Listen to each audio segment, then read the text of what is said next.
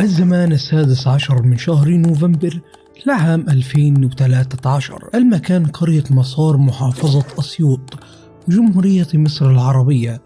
فوجئ أهالي القرية بمدرسة متوسطة العمر تدعى أمل، وهي تركض في الشوارع كالمجنونة حاملة بين ذراعيها أحد أطفالها الخمس بعد إصابته بجرح نافذ وسرعان ما تجمع الأهالي القرية حول أمل وساعدوها في حمل ابنها وإيصاله إلى المشفى، وهناك تلقى الصبي العلاج اللازم وامتثل للشفاء. وعلى الرغم من أن صحة الصبي الصغير كانت قد تحسنت بشكل ملحوظ، تواصل الأطباء مع الشرطة لإبلاغهم عن وقوع جريمة، وذلك لأنهم اكتشفوا أثناء معاجلاتهم للصبي أن الجرح الذي كان يعاني منه كان ناجما عن طعنة نافذة بواسطة سكين. وعندما حضر رجال الشرطة إلى المشفى فوجئوا أن الصبي الذي خضع للعلاج للتو لم يكن الضحية الوحيدة في هذا الحادث. عندما عاد رجال الشرطة بصحبة أمل وابنها إلى منزلهما وجدوا هناك جثة الزوج أمل وهو يسري الذي كان منحور العنق وغارق في بركة من الدماء في غرفة النوم الرئيسية في المنزل. وقد لاحظ محققون أن جثة يسري كانت عارية تماما، الأمر الذي جعلهم يستنتجون أن يسري ربما قد يكون راح ضحية لجريمة ارتكبت بدافع الغيرة. لكن تعمق في التحريات قادهم إلى نتيجة مغايرة تماما وصادمة. ترى ما الذي جرى في ذلك المنزل وأدى إلى وقوع هذه الجريمة الوحشية؟ وكيف هزت هذه الجريمة الرأي العام المصري بشكل غير مسبوق؟ والإجابة على هذه السؤال هيا بنا سويا ندخل إلى أعماق القصة. وقبل الدخول عليك تفعيل زر الجرس وعمل لايك ليصلك كل جديد. القصة تبدأ عندما تقدم يسري الذي كان يعمل معلما في أحد المدارس الحكومية في قرية مسارة لخطبة زميلته في العمل أمل، بعد أن نشأت بينهما علاقة عاطفية بحكم احتكاكه بشكل يومي في المدرسة التي كان يعملان بها. بعد زواجهما عاش كل من أمل ويسري حياة طبيعية للغاية، وكان يقطنان في شقة بسيطة صغيرة تتكون من غرفتي نوم. وعلى الرغم من قلة حالهم وبساطة مسكنهما فقد كان أمل ويسري يعيشين حياة مليئة بالحب وكان سعيدان للغاية سويا. وقد أنجبا سويا 5 أطفال، مما زاد من روابط الصلة بينهم. مدل الزوجين قصيران جهدهما لتربية أبنائهم ال5 الأبناء نشأة صالحة، وقد ساعدهما عملهما كمعلمين في تلك المهمة الصعبة. فضلا عن تحمل نفقات ال5 أبناء لم تكن بالأمر الهين، خصوصا أن يسري وأمل كان موظفين حكوميين ولم يكن يملكان سوى راتبهما الزهيد.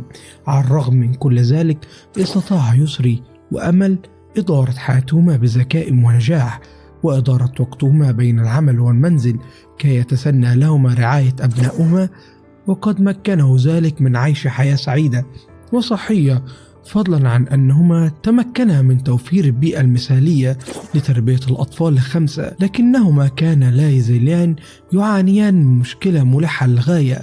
بعد إنجاب 5 أطفال لم تعد الشقة ذات الغرفتين تسع أفراد الأسرة الكبيرة، وكان يتحتم على يسري وأمل الانتقال إلى منزل آخر، لكنهم كانوا سيحتاجان إلى مبلغ كبير من المال لشراء منزل بهذه المواصفات.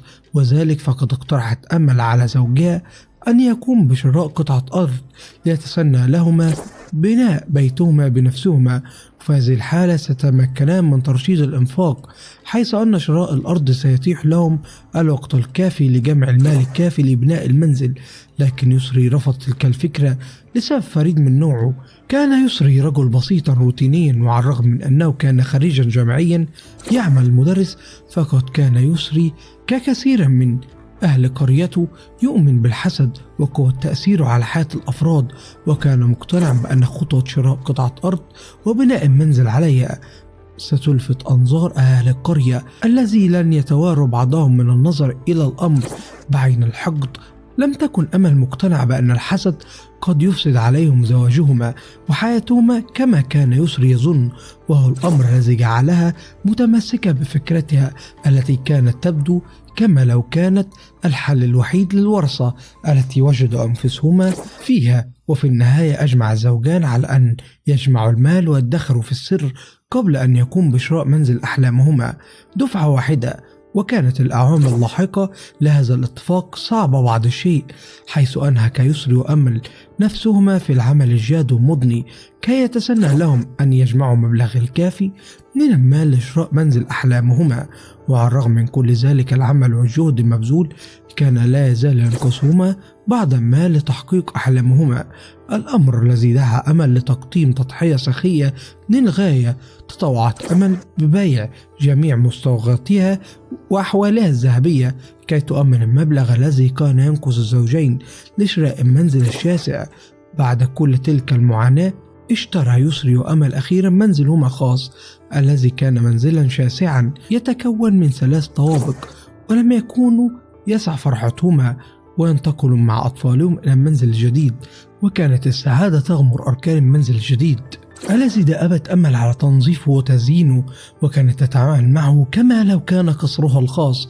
لكن تلك الحياة المثالية لم تستمر طويلا، وسرعان ما اكتشف الزوجان أنهما انتقلا لهذا المنزل المترامي الأطراف والرائع كان نزيل شؤم عليهما وعلى حياتهما الأسرية السعيدة. بدأت المشاكل والأزمات الزوجية تتسرب إلى حياة يسري وأمل شيئا فشيئا، وأصبح الشجار هو السمة الرئيسية لعلاقتهما التي كانت تتسم بالحب والتفاهم والهدوء، حيث أن يسري وأمل كان يتشاجران بشكل عنيف للغاية لأتفه الأسباب الممكنة. وقد كانت تلك الشجرات تؤدي في كثير من الأحيان إلى خصام بين الزوجين يستمر عدة أيام، وفي أحيان أخرى كان يسري يترك المنزل عدة أيام حتى تهدأ الأوضاع، الأمر الذي لم يحدث بتاتا عندما كان يقيمان في منزلهما الصغير. في بداية حياتهما لاحظ الزوجان بنفسهم ازدياد وتيرة الخلاف والشقاق بينهما التي كانت تنمو بشكل ملحوظ يوميا. وتحدث يسري إلى زوجته بخصوص هذا الشأن، وقد أعرب لهما عن حيرته بسبب سرعة غضبه في الآونة الأخيرة التي لم يجد لها أي تفسير منطقي. ومن جانبها شعرت أمل أيضا بالأمر ذاته، وكان التفسير الوحيد لما يجري بالنسبة ليسري هو أن الزوجين قد تعرضوا للحسد، أو أن شخصا ما قد سحرهما لإفساد علاقتهما ببعضهما البعض. وهو من وجهة نظره كان ذلك هو السبب الوحيد وراء كل تلك المشاكل، وخصوصا أن هذه المشاكل لم تطرأ بين الزوجين إلا بعد انتقالهما لبيتهما الجديد الفارح الذي لابد أنهما كان يحصدان عليه عدد من أهالي القرية. كان معروف يسري بين أهالي القرية وأمل كذلك، وكان يحظيان بحياة مثالية حيث أنهما كانوا يحبان بعضهم البعض، وقد رزقهما الله ب5 أطفال فضلا عن أنهم يعملون بمهنة مرموقة اجتماعيا. وكل ذلك قد يقع منهم فريسة سهل لأصحاب النفوس الضعيفة من الحاسدين والحاقدين. ولذلك فقد بدأ حديث يسري منطقيا بالنسبة لزوجته التي لم تكن تؤمن بأن الحسد لوحده كان كفيلا بكل تلك الأزمات المتلاحقة التي أنصبت على منزلهما دفعة واحدة. حاول أمل ويسري استخدام الأساليب المتعارف عليها للتخلص من لعنة الحسد التي حلت عليه وجعلت حياتهما جحيما مقيما، حيث أنهما كان يكثران من تبخير المنزل، كما أنهما كان عادة ما يقومون بتشغيل آيات القرآن الكريم في أرجاء المنزل، ولجأ أيضا للرقية الشرعية. لكن كل تلك الأساليب لم تحقق أي تغيير، واستمر الحال على ما هو عليه بين الزوجين. ليس ذلك فقط، بل بدأت المشاكل والأزمات بين الزوجين في التفاقم، وأصبحت السيطرة عليها أمرا في غاية الصعوبة، لدرجة أن تلك المشاكل الزوجية بدأت تغادر جدران المنزل وتعرف طريقها لعدد من الأشخاص المقربين من زوجين، حيث أن كل من يسري وأمل كان يشكوان حالهما لأفراد أسرتهم وأصدقائهم المقربين من العمل. ووضحت أمل لأحد زميلتها في العمل أنها كانت تعاني من عدة مشاكل في منزل، وشرحت لها أمل أنها اشتبهت بأنهما قد تعرضا للحسد والسحر، وقد جربت كل الطرق المتعارفة عليها للتخلص من هذه اللعنة، ولكن أي من الطرق لم يجدي نفعا ولم تتحسن حياتهما أبدا. أهدت تلك الزميلة لأمل نصيحة فريدة من نوعها، حيث أنها أهدتها كتابا أسود اللون لا يحمل عنوانا، وأخبرتها أنها ستجد الحل لجميع مشاكلها بين طيات هذا الكتاب العجيب، واشترط عليها ألا تخبر أحد على الإطلاق بأنها لجأت إلى هذا الكتاب، مشيرة أن انكشاف السر قد يؤدي إلى بطلان مفعول آيات السحر الموجودة في الكتاب. وكان من الواضح أن الكتاب الذي حصلت عليه أمل من زميلتها في العمل هو أحد كتب السحر الأسود أو ما شابه، حيث كان الكتاب مليئا بالطلاسم والرسوم الشيطانية. ولم تفهم أمل معظم الجمل والعبارات التي تعرضت لها أثناء قراءتها لهذا الكتاب الغريب، وعلى الرغم من ذلك استرسلت في قراءة ومحاولة منها الحصول على حل جذري يخلصها من تلك الحياة المأساوية المليئة بالمشاكل. وأثناء قراءتها لذلك الكتاب العجيب بدأت آمل تلاحظ تغيير واضحا في سلوكياتها ومشاعرها تجاه زوجها، حيث شعرت والدة الخمس أطفال أن طباعها تزداد عنفا يوميا بعد يوم. في بعض الأحيان كانت تأتي خيالات بأنها تنهي حياة زوجها، وعلى الرغم من أنها كانت متأكدة بأن قراءتها للكتب هو السبب وراء كل التغيرات التي طرأت على حياتها وعلى نفسيتها، فقد استمرت المرأة في قراءة. بعد فترة من الوقت لاحظ يسري التغيرات التي طرأت على شخصية زوجته، وعندما استفسر من أمل عن سبب ذلك الاختلاف أفصحت له المرأة عن سرها، وأخبرته بشأن الكتاب الذي حصلت عليه من صديقته الذي كانت منشغلة بقراءته في الآونة الأخيرة. عندما علم يسري بذلك الأمر من أمر الكتاب شعر بالذعر الشديد، وقال زوجته أنها لم تكن تدرك خطورة الأمر الذي اقتحمت نفسها فيه، وأنها ممكن أن تقوم بتحضير أرواح شريرة في المنزل دون شعور. فضلا عن تلك الطلاسم والعبارات الشيطانية، كانت عبارات كفرية تغضب الله سبحانه وتعالى وتجلب الويلات لمن يقرؤونها في الدنيا والآخرة. واختم يسري حديثه مع زوجته بطلب منها أن توقف فورا عن قراءة في هذا الكتاب المقيت، لكن السبب ما لم تأمل أمل بتلك نصيحة زوجها على الإطلاق، واستمرت في قراءة الكتاب الذي لم تفهم معظم كلماته حتى التمتمة. وقد أغلقت أمل آخر صفحات الكتاب الأسود قبيل وقوع الجريمة بوقت قصير.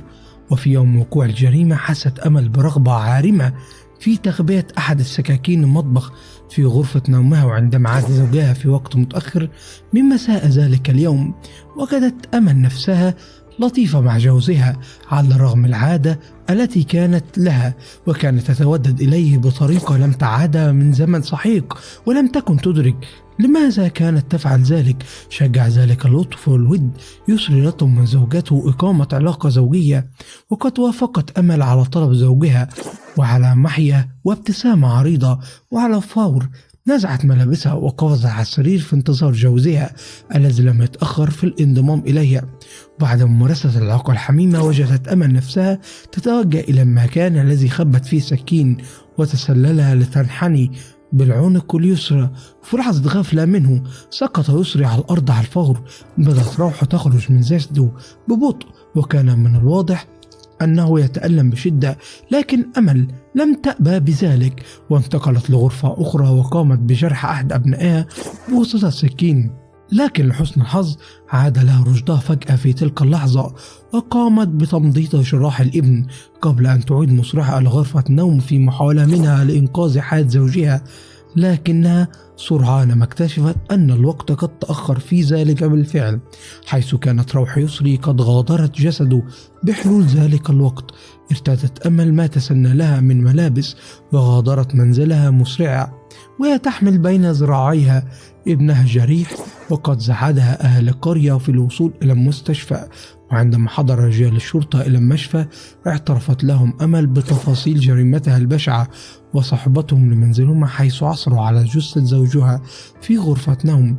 بعد ذلك الاعتراف المفصل قام محققين بحالة قضية أمل إلى المحاكمة، وقد ارتأت لهيئة المحكمة أن أمل ربما تعاني من خلل عقلي أو نفسي أدى لهذه الجريمة، وذلك فقد تمت إحالتها إلى لجنة طبية مختصة لتحديد إذا ما كانت مسؤولة عن تصرفاتها أم لا. وأصدرت اللجنة الطبية تقرير أفاد فيه أن أمل لم تكن تعاني من أي مرض نفسي أو عقلي، وأنها كانت مسؤولة بشكل كامل عن كافة تصرفاتها.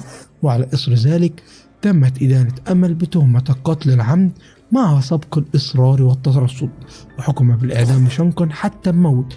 ولا تزال أمل مصرة على أن قراءة الكتاب الأسود هو ما دفعتها لارتكاب الجريمة الوحشية، فيما يرى البعض المراقبون أن أمل تخفي الدافع الحقيقي للجريمة. ماذا تظن أنت؟ هل سبب الكتاب الأسود حقا في هذه النهاية المأساوية لعائلة يسري وأمل، أم أن الجانية تخفي جزءا من الحقيقة؟ شاركنا برأيك، لا تنسى تفعيل زر الجرس وعمل لايك، وتقول لنا رأيك في الكومنتات. سلام.